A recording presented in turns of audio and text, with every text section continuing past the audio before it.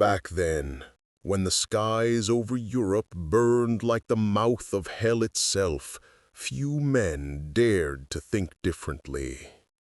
The war had dragged on for years, and the Allied airmen, brave, broken, and bone-tired, had learned one truth: flying into Germany was a death sentence.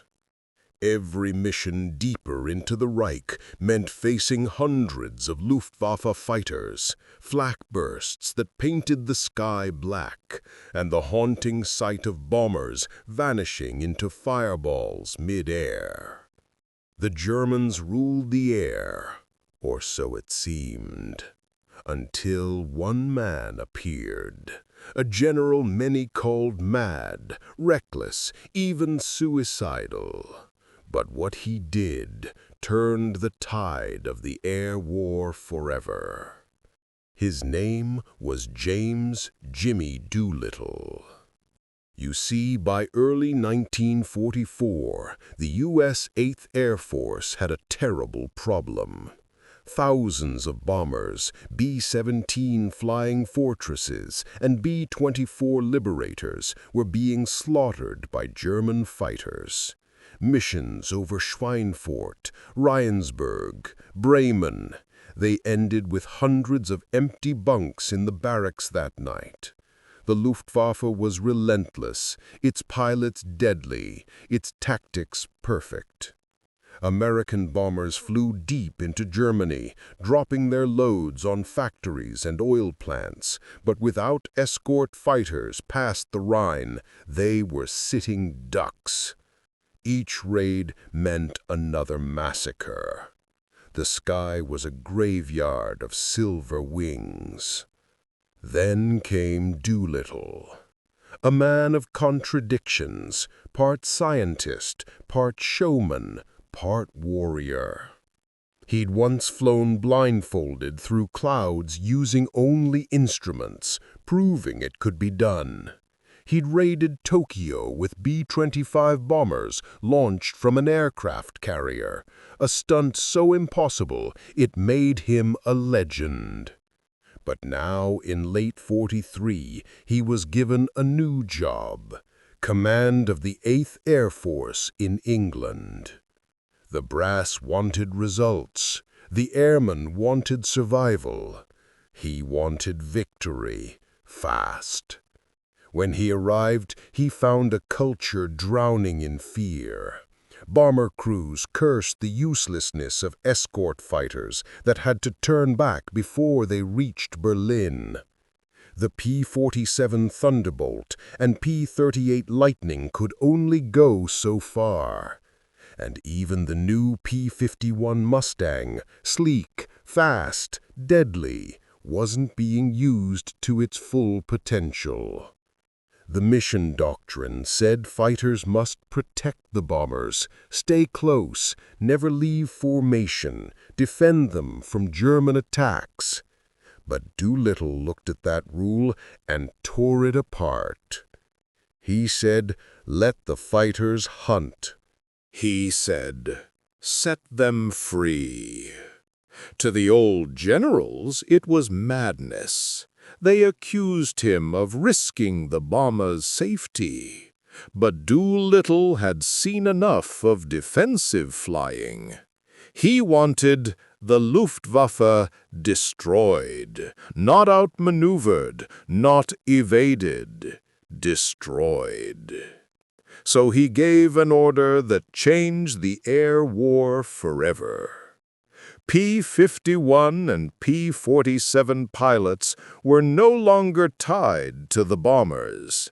Instead, they would sweep ahead of the formations, dive into the German skies, and attack enemy fighters wherever they found them, on the ground, in the air, even while taking off. It was no longer about escorting. It was about hunting. The pilots thought their general had lost his mind. One said, "He's going to get us all killed." But when they took off that first morning in January 1944, the change was electric. The Mustangs, long range, fast, sleek, slashed through the gray skies of northern France and tore into Luftwaffe airfields before the Germans even scrambled. Then came the ambushes. American fighters diving from the sun onto enemy interceptors, breaking apart tight German formations that had once ruled the air. Within weeks, the hunters became the hunted.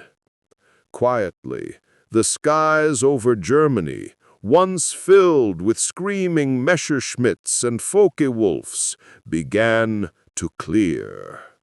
Day after day, the Luftwaffe lost men, its most skilled veterans, faster than it could replace them. By February, P-51s were ranging all the way to Berlin, escorting bombers to the heart of Hitler's empire and beyond. The Luftwaffe tried to fight back, massive formations, desperate attacks, but Doolittle's reckless plan had broken their rhythm. The Americans weren't defending anymore. They were attacking, everywhere, all at once. The effect was devastating. In one raid alone, Big Week, February 1944, thousands of Allied bombers and fighters struck every German aircraft factory they could find. The Luftwaffe threw everything it had into the air. But Doolittle's fighters cut through them like hawks through doves. Veteran German pilots fell, their replacements barely trained. The factories that built their aircraft were burning. The Luftwaffe was dying, and everyone could feel it. Still, Doolittle pushed harder. He told his men, "Destroy them on the ground, don't let them fly." American fighters began strafing German airfields, hangars, trains, even fuel depots. The old rules of war, chivalry, fairness, honor were gone. This was total war, and Doolittle understood that to end it, mercy was a luxury he could not afford. Some called him a genius.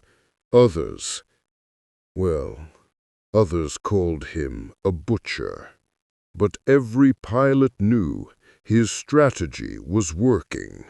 By March, Luftwaffe pilots were refusing to take off. By April, they were nearly out of fuel. And by May, when D-Day approached, the once mighty German Air Force, the pride of the Reich, was shattered. Allied bombers flew unopposed over Normandy. The sky that had once belonged to the swastika now carried the white stars of the United States. Funny thing, though, victory always comes with ghosts. Many of Doolittle's pilots never came home. Even as they cleared the skies, they died in blazing cockpits thousands of feet above the earth. But Doolittle, the mad general, had done what no one else could. In just a few months, he had destroyed the Luftwaffe's fighting spirit, and he'd done it by breaking every rule, defying every order, and trusting his men to fight like predators, not sheep. They called him reckless, they called him mad, but history called him right. After the smoke of Big Week cleared, Europe lay trembling under the weight of thunder. The airfields of Germany, once the proud launch pads of Hitler's Luftwaffe, were blackened scars across the landscape. Crumpled fighters, charred hangars, and silent radio towers marked the end of an era. But to the men who flew under Doolittle's command, victory did not smell of triumph. It smelled of burnt oil, cordite, and the ghosts of men who'd never made it back. Every dawn began the same way. Cold mist, roaring engines, trembling hands gripping throttles. Pilots scribbled names on makeshift Lucky Charms, kissed small photos of wives and sweethearts, then climbed into their P-51s, knowing they might never return. They called them the long missions, deep raids, Berlin, Leipzig, Schweinfurt, hours of flying through enemy skies. No music, no chatter, just the hum of the Merlin engine, the endless horizon, and the thought of what waited below. Some of the younger pilots joked about Doolittle's new strategy, said he was turning us into wolves, but they flew like it too, free, fast, and merciless. They'd streak ahead of the bombers, scanning for the faint silver glint of enemy aircraft. The moment they spotted them, dive, fire, vanish. Every kill was another nail in the Luftwaffe's coffin. But even as the victories piled up, so did the fear. Because the Germans didn't go quietly. In March 1944, the Luftwaffe launched desperate counterattacks, mass formations of FW-190s and Bf-110s rising in swarms to meet the American bombers. The sky over Germany turned into a swirling storm of tracers and smoke.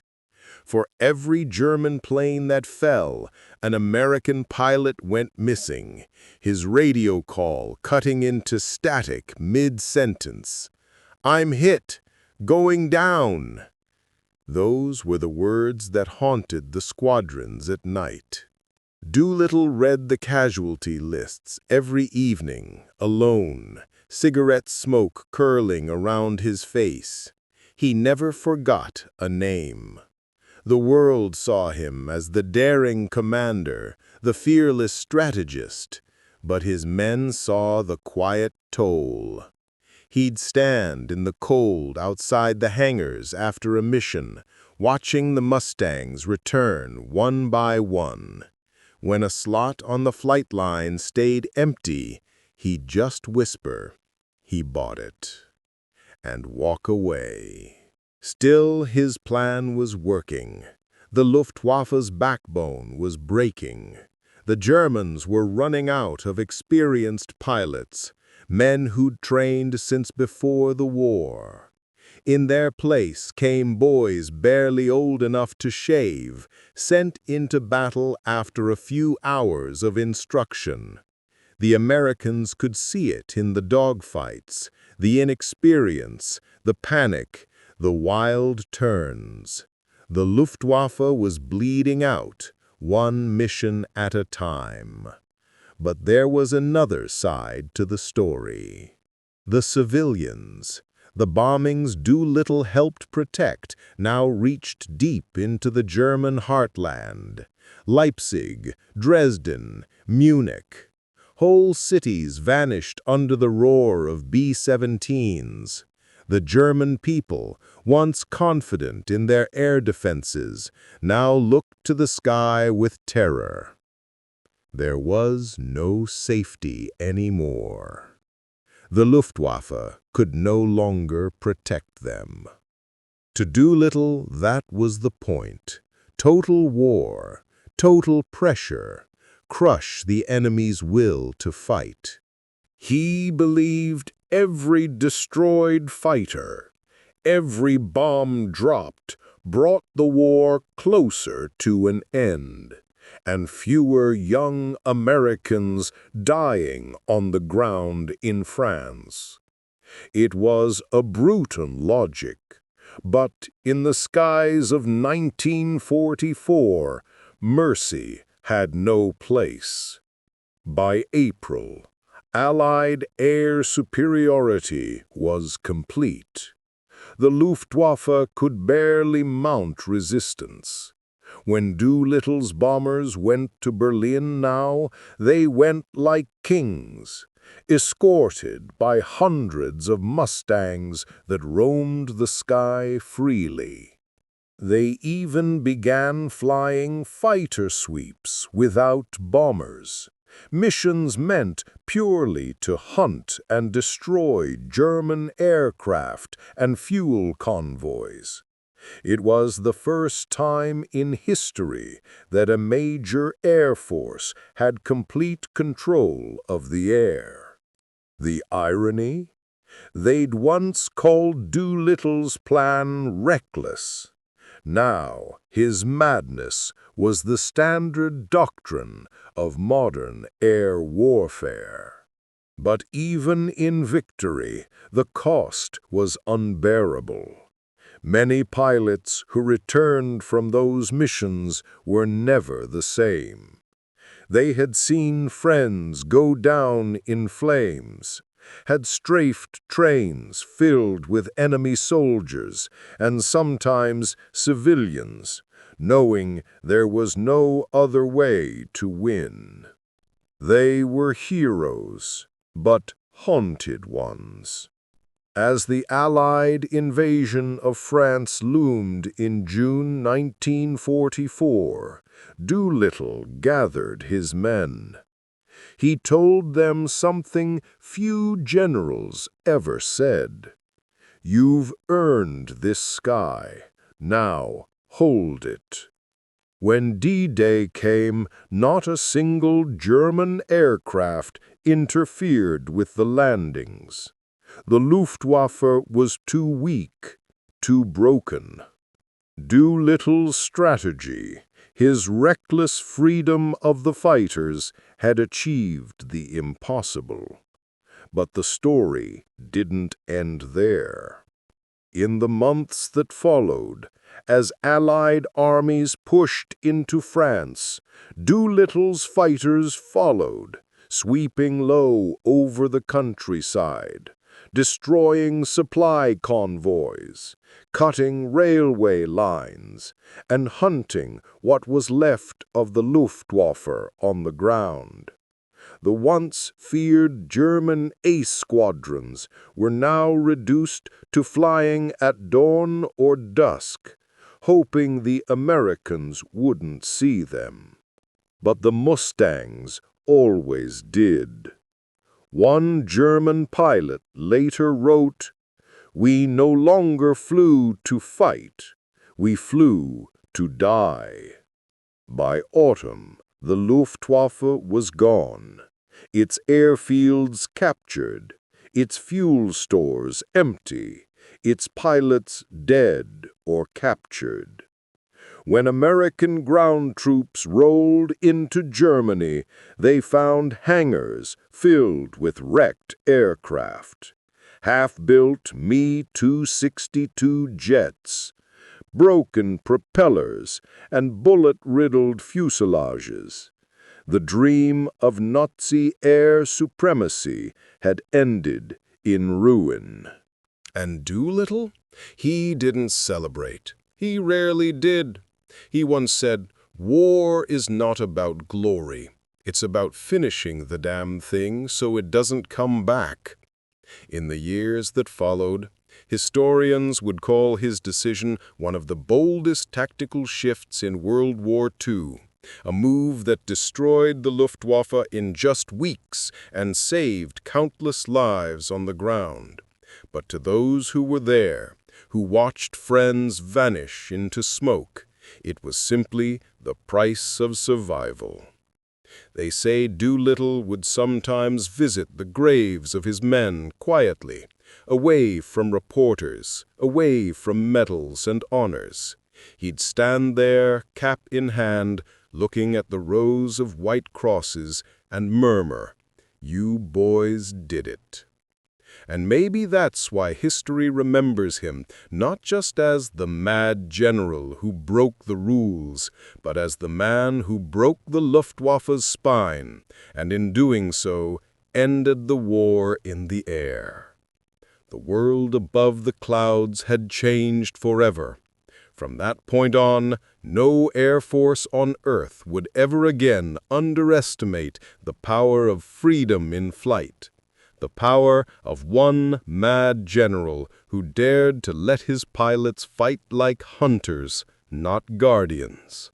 The war ended, as old wars do, not with cheers, but with silence. Europe lay in ruins, cities smoldering under a gray sky that no longer trembled with engines or fire. The Luftwaffe, once the terror of the continent, was gone. Its planes lay twisted across meadows and fields, rusting in the rain. And somewhere among the victors, a tired man named Jimmy Doolittle stood quietly, staring at the horizon. The mad general had done what no one believed possible. He had destroyed the Luftwaffe, crushed it in weeks where others had failed for years. But now, with peace, came the weight of what that victory had cost. He didn't see glory in it. He saw faces, young faces, the boys who had flown under him. Boys with nicknames, laughter, dreams of going home. He could still hear them in his head, radio calls fading into static, laughter over the channel, the soft prayer whispered before takeoff. "We'll see you at debrief, Jim." Some never did. After the war, Doolittle returned to America a hero. Medals, parades, speeches, it was all waiting for him. But those who knew him said the spark had dimmed. He smiled for the cameras, but his eyes had seen too much sky, too much death. In private, he was haunted, not by the enemy, but by the memory of the men he'd sent into those clouds, never to return. The strategy worked, but every victory came written in blood. The journalists called him a visionary, a pioneer, the man who reshaped aerial warfare. And he had. His free fighter doctrine, once mocked as insanity, became the foundation for modern air combat. No longer would fighters stay chained to the bombers. No longer would pilots be told to defend. They would strike first, control the air, seize the initiative. Every future Air Force, from Korea to Vietnam to the skies over the Middle East, would use his ideas. But Doolittle never bragged about that. He once said, "If I was right, it's only because my men made me so." You can almost picture him years later, gray-haired, standing beside an old P-51 Mustang at an air show, kids running around, engines roaring again, but this time for peace. Someone would ask him, "General, how did you beat the Luftwaffe?" And he'd smile and say, "I didn't. My boys did." Time moved on. The world built new jets, new bombs, new enemies. But for those who'd flown under Doolittle, Nothing ever compared to those frozen mornings in 1944. The hum of the engine, the smell of high-octane fuel, the clouds over Europe streaked with contrails like chalk on blue glass. They had lived through something that could never be repeated. They had taken the fight to the enemy and returned as the masters of the air. And yet, every man who came home carried invisible scars, souls burned by the sight of fire on the horizon. In interviews decades later, some of the surviving pilots wept when asked about those days. One said, "We were kids. We didn't think about history. We just did what the general told us. He said, 'Go hunt them.' So we did." Another whispered, "Every time I hear a Mustang engine, I can still see them falling from the sky." Victory, it seems, never comes without echoes. But history remembers. The war in the air had begun with the Luftwaffe in command, Germany's blitzkrieg fighters sweeping the skies in 1939 and 1940, crushing Poland, France, and Britain. But it ended with the stars and stripes flying higher, faster, freer than anyone could imagine. And at the center of that transformation stood one man who refused to follow the book, who tore apart the old rule of protect the bombers and replaced it with a new one, destroy the enemy. It was that shift from defense to offense, from fear to fury, that ended Hitler's dream of aerial supremacy. Even the Germans would later admit it.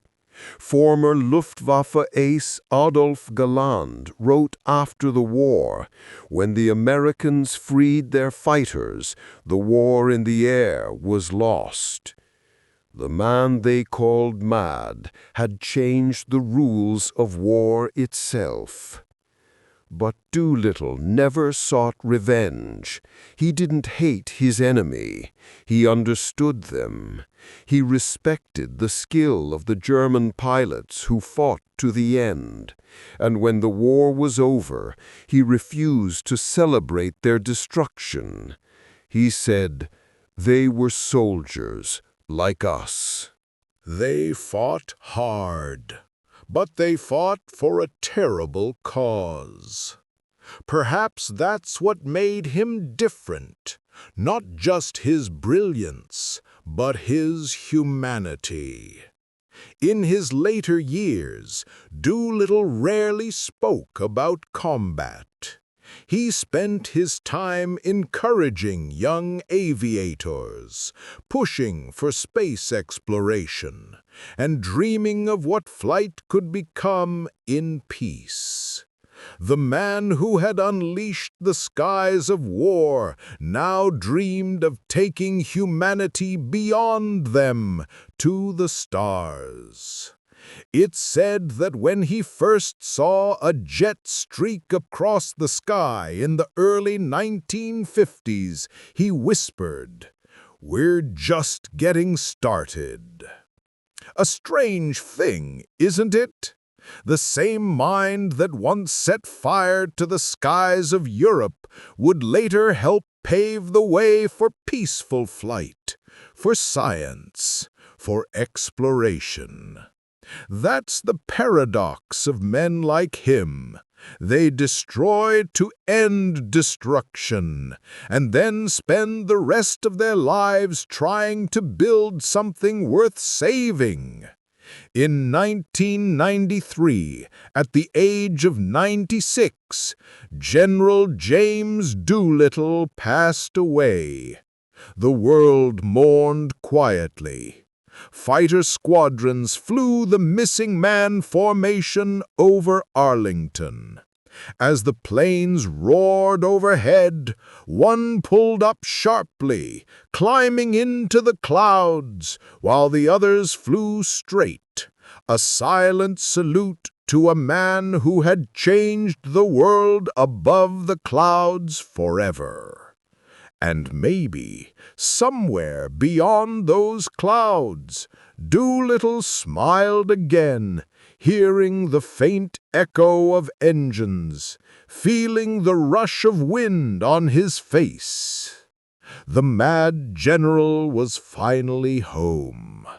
Today, when a modern fighter jet takes off from a runway, slicing into the blue, it carries a piece of his legacy. Every mission that seeks to seize control of the sky owes something to that winter of 1944, to that one decision to set the hunters free. The Luftwaffe's fall wasn't just a story of tactics, it was a story of vision, courage, and the will to break the unbreakable. And so, when we look back at the skies of history, at the fire, the thunder, the sacrifice, we remember the man who dared to challenge fear itself.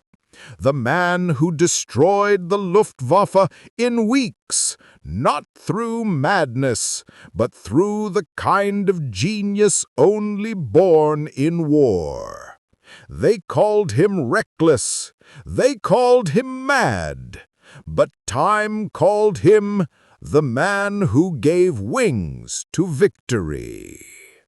And that was the story of how one mad general changed the skies forever. A story not just about war, but about courage, sacrifice, and the cost of freedom. If this journey through history moved you, if you could feel the roar of those engines, the cold wind of 1944, and the weight of those choices, then you already know why we tell these stories. Because remembering them keeps them alive.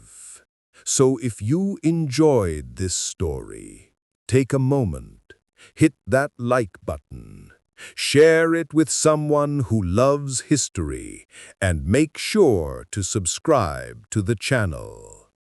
It helps more than you can imagine, and it tells me that you want more untold stories from the pages of our past. Stories of courage, tragedy, and the strange beauty of humanity, even in its darkest hours.